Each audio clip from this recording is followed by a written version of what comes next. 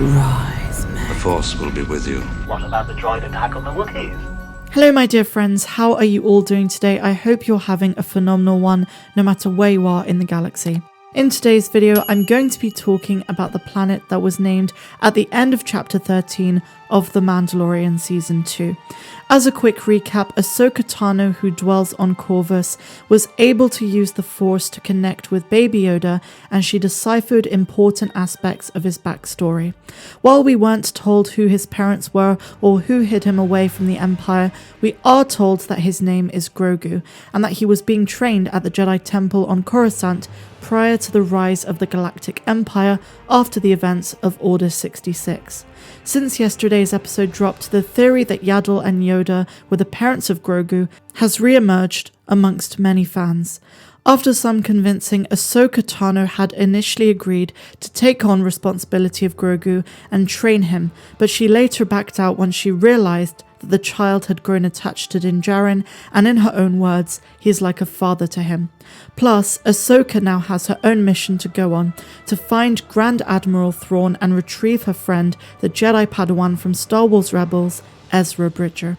But she did not leave Din Djarin clueless. She evidently advised that he take Grogu to the ancient planet of Tython, where upon the top of the Seeing Stone on the mountain, Grogu must choose his own path. She tells Din Djarin that another Jedi might be able to sense his presence and come for him. Although she uses the word might and says there aren't many Jedi left, let's be honest, we are almost certainly going to get another huge reveal further down the line in this season. As for who the Jedi that will train Grogu will be, some plausible options are Luke Skywalker, Cal Kestis, and a more wild and unlikely theory, Mace Windu. But either way, the Mandalorian and our little green friend are headed to Tython, so it's worth investigating and exploring where that planet is and its history. Also, we have to dive into why Lucasfilm have decided to choose this planet as the location of Mando's next adventure, and look at how existing information about the planet can tell us potential plot points for the next few episodes of The Mandalorian, and also Grogu's future more broadly. Located in the galaxy's deep core and shrouded in mystery, very little is known about Tython. It was home to a Jedi temple, and along with other Jedi temples on Arc 2, Coruscant, Jeddah, and Ossus, the Tython Jedi Temple was one of the candidates for the Jedi Order's very first temple. During the Galactic Civil War, Dr. Aphra led Darth Vader to Tython's meridional ice cap to mislead him as the location of the Rebel Alliance's main base, which was actually the Outer Rim planet of Hoth. If you played Knights of the Old Republic or are vaguely familiar with Star Wars The Old Republic, there is certainly a sense of nostalgia for you when Tython is mentioned. In canon, while very little else is known, Legends material makes for a very nutritious lore salad that can help us understand just how significant the planet is for The Mandalorian Season 2. Before it became known as the Jedi Order was an ancient organization unified by its belief and observance of the Force on the planet Tython in the galaxy's deep core, focusing on maintaining a balance in the Force, a state at which Tython was itself hospitable. The earliest form of the Jedi saw the Force as three aspects of a whole: the Ashla, which is the light, the Bogan, which is the dark, and the Bendu, which is balance. They saw this duality in the Force represented in the night sky of Tython in the form of two natural satellites, one bathed in light, the Ashla, another shrouded in darkness, the Bogan.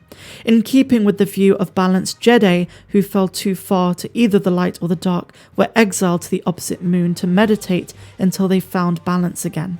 In other words, Tython is a planet that is almost a pure reflection of the untampered Force. This makes Din Djarin's upcoming visit with Grogu very interesting indeed.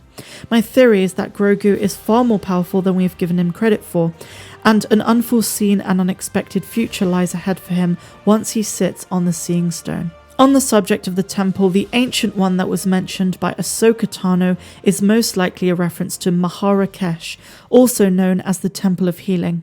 Much like the Temple of Arc 2, it is surrounded by deep ocean. So you might be wondering what happened to Tython after the Jedi Order. It was once falsely believed that Tython was the only planet where the Jedi had Force powers. But when a proactive group left Tython to liberate other worlds, Becoming the Jedi Knights around 25,000 BBY, it was clear that many planets had Force energy, albeit not as strong as Tython. In the wake of the Force Wars, the victorious Jedi Order abandoned Tython in favour of Ossus, a lush planet right on the edge of the Tython cluster, deep in the Outer Rim. Despite the Order's departure, Tython was absorbed into the Galactic Republic. So Ahsoka Tano mentioned the Jedi passed on Tython, but she failed to speak of the Sith legacy on that planet. Heck, even Darth Bane once stepped foot on Tython to further his knowledge of holocrons.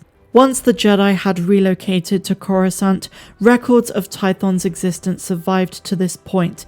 A notation of Sith experiments on the planet were made in the archives of the Jedi Temple. Terrific beasts called Terrantatics, the product of alchemy, were loosed on Tython and were deemed monstrous abominations that posed as an affront to the Force by the Jedi High Council. Charging members of the Order to hunt down the creatures and execute them with extreme prejudice, the High Council initiated the Great Hunt, allowing any who wished to join in the purge to participate. Among other worlds, Tython was cleansed in 3,994 BBY, ridding the ancient Jedi homeworld of the Terrantatic threat. Soon after the Great Hunt ended, hyperlanes to the planet collapsed, and the world was left abandoned for several centuries. So that is a concise version of the history of events on Tython, and it is so reminiscent of Arc 2, the Force energy, the Temple, the archives, and the fact that it has a Sith past as well as a Jedi one.